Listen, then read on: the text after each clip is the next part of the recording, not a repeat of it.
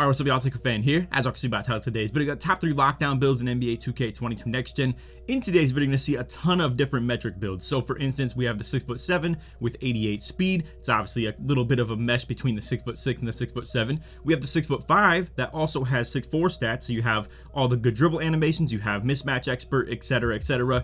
And then we have the glitched out 6'9" metric build, as a lot of you guys know. However, I'm going to be ranking these from left to right, number 1 to 3. So I believe the 6'7" with the 6'6" stats and having the 88 speed is the number 1 lockdown build of the game. I think that this 6'5" right here, the 6'4" stats, is really glitchy when it comes to being a perimeter lockdown defender and just being a good two-way build. You have a really viable offense and a really great defense too, as far as the perimeter goes. And then the 6'9" metric build, we all know, super glitchy when it comes to its versatility on defense. You have nearly 90 perimeter defense while still having 90 steal rating. Obviously with the passing lane patch, this has become a little bit less of a super meta build, but I will say on-ball defense feels very buff to me as well, and to be this tall while still having gold clamps is a really nice thing. And again, to still have that 90 perimeter defense while still being 79 speed at 6'9" is a glitchy thing, and it's still so versatile too, offensively and defensively. So overall, I think this is still a very solid top 3. Like, all of these builds are super viable, super good. 6'7", glitchy when it comes to just being a great pure lockdown defender. 6'5", being an elite perimeter defender, and then 6'9", being super versatile, being able to guard on ball and against the bigs as well. And just having 2 of them is even more glitchy too, because then you can switch everything, whether that's 3s, 2s, even for Pro-Am. I'm starting to think this is viable to have 2 of these guys as the backside defender and the front side defender and just switch everything. So anyway, hope y'all enjoyed the video. We're gonna get straight into it. Start from number 1, go to number 3. If you do enjoy, feel free to drop a like, sub if you're new, turn on the noties, all that good stuff. And let's try this with 500 likes. All right, now like I said, all of these builds are glitch metric builds. They have really unique stats. You're not supposed to have them by the default. I know some people don't like that, but listen, man, it is what it is. It's in the game, and I think it creates a lot of good balance. Like I said in the intro, it makes lockdowns super elite in this game, and we need better defense. That's just as simple as it is, right? So overall, I think it's a good thing for the game, but some people might disagree. I understand if you have a beef with that because you made your build on day 1 and you're not able to do so, but again, it's good for the game if you ask me, and these are really, really good lockdown builds. 6'7", 180 on the weight, 7'3" wingspan. What I did want to make sure to tell you guys though is I have separate videos on how to make all these builds, whether it be this one right here, the 6'9", the 6'5", with the 6'4" wingspan.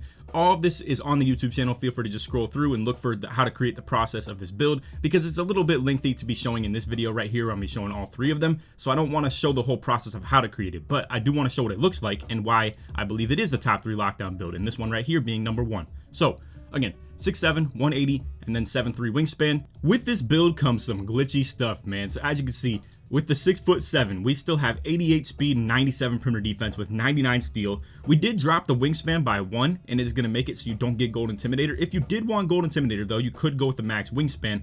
I just think this is a really nice complete build because you don't have to actually get the mid-range up to 80 to be able to get Hall of Fame sniper. Whereas if you take the wingspan down 1, it allows you to get 80 3-pointer, and then boom, you can get the Hall of Fame sniper with just your 3-pointer rating, and you don't need to invest super into the mid-range rating, obviously. Now, because you do that, it allows for so much more completion on your build between ball handle, speed with ball, pass accuracy. You can see it's very viable. Like, this looks really good when it comes to ball handling. Now, this one right here does not have quick chain, and I believe that you can make this in a slightly smaller version, but it's really more so a 6'6" if you do that. So overall, I just think it's really glitchy to be this tall with this much speed and this much perimeter defense, so I don't really care that much about quick chain, especially if you're playing as a lockdown. Now, if you're more focused on your ball handling ability, then that's up to you to go ahead and just take the metric height down just a little bit. When you're in the metric system, you just be making it a little bit smaller. But anyway, again, this looks really good. I mean, 84 ball handle, 84 speed with ball, 97 perimeter, 99 steal. We still have 80 block rating as well. Like I said, you can still rebound even too with 82 D-board, 88 speed, 86 acceleration, 85 vertical. We still have maxed out stamina. I do want to vouch very heavily for upgrading your strength on lockdown builds. I think having strength 100% boosts your on-ball defensive ability and getting more bumps, but at the same time, I don't want to sacrifice speed or perimeter defense for having more strength. So I would just pretty much say max out your strength at whatever highest ability you can have while still capitalizing the most on your speed. Now, one other thing about this build, you could maybe say it's a little bit incomplete in the finishing category. Maybe you don't think 74 driving dunk is enough for your liking, and having several limitless takeoff with quick drops off 1 doesn't exactly satisfy your needs when it comes to dunking. You would like to have contact dunks or something like that. What you could do, if you don't want to be as much of a lockdown, you could drop your steal rating to 90. You could still have Hall of Fame interceptor, and I like it just for the threshold of having 90 steal rating. It makes it so you get stunned less when you go for on-ball steals, etc, stuff like that, right? So if you do make that drop, you could actually go with 84 driving dunk, and then boom, you have the pro contact dunk packages. You have well over enough vertical rating to have those as well, and overall you're not really taking that much of a hit. I mean, you could go 92 steal rating and still get the extra defensive badge, but honestly, it's up to you what you want to do with this stuff. You could even maybe go more into shooting and get the extra shooting badge or something like that with your mid-range. But again, you could just drop your steal to 90 and then boom, you have 84 driving dunk, contact dunks, you have Hall of Fame sniper with 83 pointer, you have a very viable ball handling build right here at an oversized 6'7", and then again, elite defense, like amazing defense. Also, an interesting little bit of information right here. So what I've noticed is you need 78 driving layup to be able to get the slasher takeover option. Now, if you don't have that, the only thing you'll have on this build is lock and play. And it's a little bit underwhelming if you ask me, especially with this build where you're probably not planning to use playmaker takeover too much. You're probably more so a secondary ball handler, or obviously, like I said, the main primary lockdown defender on 3v3, 2v2, even pro-am, obviously, like I said too. So honestly, if you wanted to, I would definitely recommend you need at least 78 driving layup, and I have 85 driving dunk currently with this as well. And also, yeah, it does turn out that if you only go with 84 driving dunk and 78 driving layup, you don't get the slasher takeover. So it must be a pair between the two ratings. It probably has to reach a certain threshold. Maybe go higher on the driving dunk and not any driving layup either. It's up to you to kind of experiment with that. But like I said, if you want, this is all you have to do to get the slasher takeover. Just pretty much, and yes, I'm sacrificing free throw quite a bit. You could probably sacrifice somewhere else if you would like. And honestly, on top of that too, I would like with this build to maybe have 80 driving layup. You get the extra finishing badge, you get fearless finisher on silver, and you unlock things like circus and jelly layup package as well. So honestly, I think this looks like a nice little threshold right here. 85 driving dunk, 80 driving layup, and again, having slash takeover option with this build would be so nice. And yes, I know in my tier list videos I hate on slash takeover quite a bit. I feel like there's not a lot of perks to it. Again, I think things like finishing moves are still pretty good, but advanced gathers, easy blow-bys, not exactly the best, but it is still good for your physical boost as well. As a lot of you guys know, if you run slash and lock takeover, you're getting crazy physical boost. Like, it's out the window with how crazy it is, bro. All right, so next up we have the 6'5", once again very perimeter defense oriented, and it still has some really good ball handle and 3-point ratings. Mind you, you could have it even higher than what I have right here. You can see the max is 95 3-pointer with this, and it's so crazy that that's a thing. But with this build, I maybe went a little bit lower just to be able to balance a couple things out on the build. So you have 85 pass accuracy still, 92 ball handle, gives you pretty much every Hall of Fame playmaking badge besides hyperdrive on gold, and then you have ankle breaker as well. But either way, you get handles for days, you get quick chain on Hall of Fame with this build right here. You unlock every dribble animation in the game, like I said as well, because you're glitched out. You're not supposed to get them at 6'5", but this build, as you can see, even in this situation as well with the mismatch expert, is only supposed to get it when you're 6'4" or shorter, but that goes for certain dribble animations as well. And this one is glitched to where it's like 6'4" and 3/4, so it's classified as 6'4" when you're buying the animations for your dribbles. So, like I said, it's really glitchy. This is one of the better guard builds in the game, if you ask me as well. We had it listed in the guard builds video from yesterday, literally, as well. So anyway, again, 85 perimeter defense, 91 steal rating, 57 block rating gives you the bronze chase down artist and bronze intimidator. You are 6'5", 94 speed. That is so glitchy for defense. And again, you still pair that with having gold clamps and a really viable on ball, like ball handler point guard build with still having really elite 3-point rating.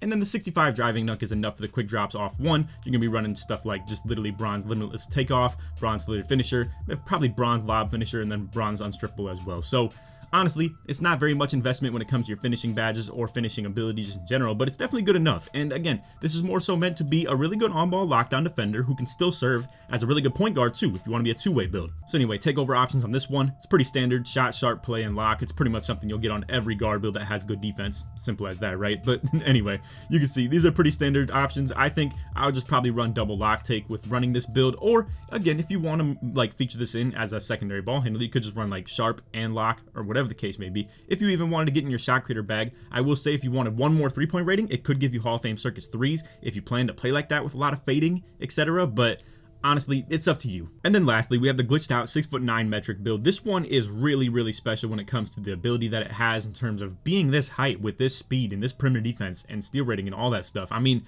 as we all know, this really changed the game quite a bit. Now, why do I have it listed at number 3 then? I feel like it's a little bit inconvenient that you can't get sniper with 80 3-pointers, so you have to upgrade your mid-range to 80. And obviously some people will sit here and say, oh, you don't need sniper on Hall of Fame. Well, listen, bro, it's just, it breaks the game, especially with these low 3-point ratings, and you see people shoot the lights out with the builds like this when you have the Hall of Fame sniper.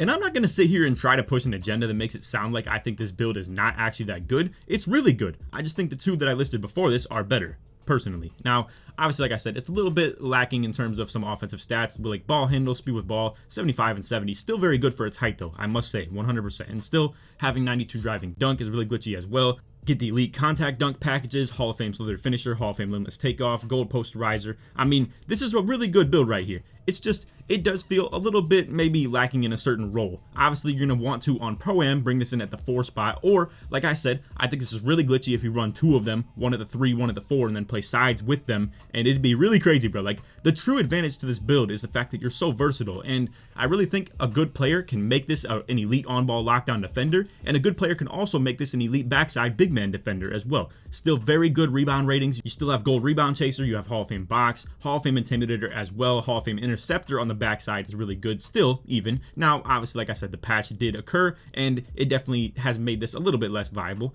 You are just short of Hall of Fame rim protector with 2 block rating, but it is what it is. Gold is still very good as well. Hall of Fame chase down artist, you still have gold clamps as well. So like I said, as a backside defender, nobody wants to see this build on the backside. I mean, it's so good in terms of just its on-ball versatility as far as defense goes, and the backside defense of sticking the bigs or just playing passing lanes, playing heads just in general. And again, 90 perimeter defense, bro. It's so crazy that's a thing on a 6'9" build with Hall of Fame Intimidator. People sleep on this build. They think just because it's tall that you're gonna get mismatch experted all day. I promise you that's not the case, bro. This build is a problem on ball D. As long as you can keep up with the guards and you're good enough on the sticks on D, this is crazy good as far as how glitchy it is. And then for the takeover options, on this one right here, we have slash, lock, rim, and glass. I will say though, with the 6'9" metric, you can make any different form of it. Like if you upgrade certain ratings in a certain way, you can get post take, you can get sharp take, you can get shot creator takeover, playmaker takeover. You get every takeover in the game, all 8, or for that matter, actually all 24, because you're gonna get every category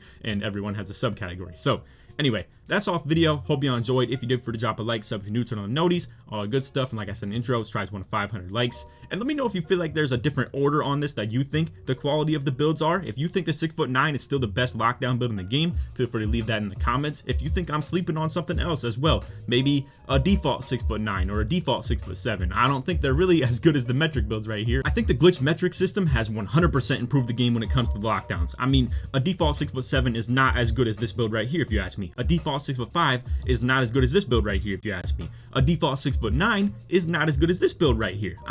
I just think in general, the metric has really expanded some of these lockdown builds and made them so much more viable. Also, if you guys want to check out the top 3 point guard builds video that I did yesterday, feel free to check that out, and stay tuned for the center builds coming tomorrow as well. So anyway, that's all vid. Hope y'all enjoyed. And on that, take these, man. Peace.